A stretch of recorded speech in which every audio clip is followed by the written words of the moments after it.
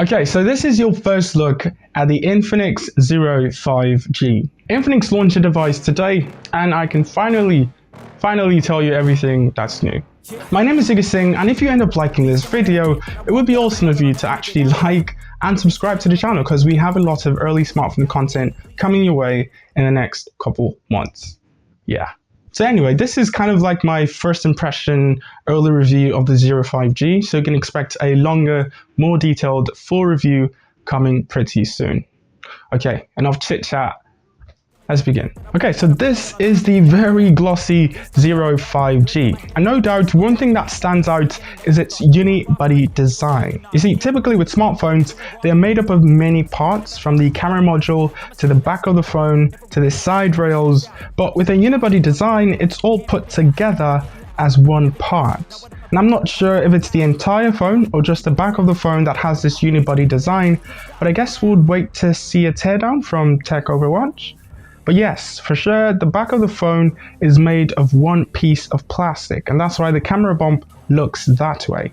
We've seen this look before, and personally, I don't really mind it. But I want you to tell me what you think of this phone's design. One thing that I do mind is the glossy finish on the back of this phone. I think this is the most fingerprint magnet of a phone I've ever used. Even cleaning it is a struggle.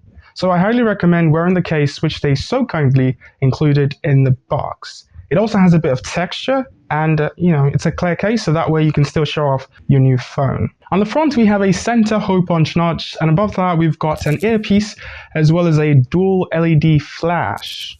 We have minimal bezels at the top, but still no changes to the bottom chin. Maybe someday we'll get a matching top and bottom bezel. To the right of the phone, we've got the usual culprits, the volume keys and the power button that doubles as the fingerprint sensor, in the same positions as always. At the bottom, nothing as well has changed. We've got the headphone jack, microphone, Type-C port, and speaker. Now, this phone has just one speaker, and it's decently loud, but a stereo pair definitely would have slapped. And with regards to charging, it supports up to 33 watts, so that should juice the 5000 mAh battery pretty quickly. So yes, this phone does come with a 5000 mAh battery, which is an upgrade from what we had on the 0X. So I'll definitely be testing the battery life in the full review. On the left side, we've got the SIM card tray, which lets you use 2 nano SIMs and an SD card. And at the top, we've got the second microphone.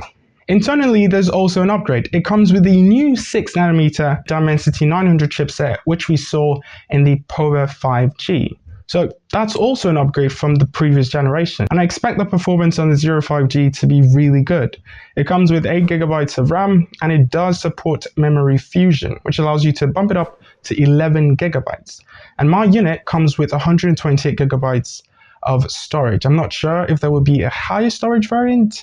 I'll update in the comments. Out of the box, it comes with Android 11 and XOS 10.0, and an Android 12 update is inserting, but might happen according to reports, so fingers crossed. As far as the display goes, it's 6.78 inches, it's 1080p, has a 120Hz refresh rate, and it's LCD. The regular 0X and Pro both had AMOLED displays, so I think this is a letdown.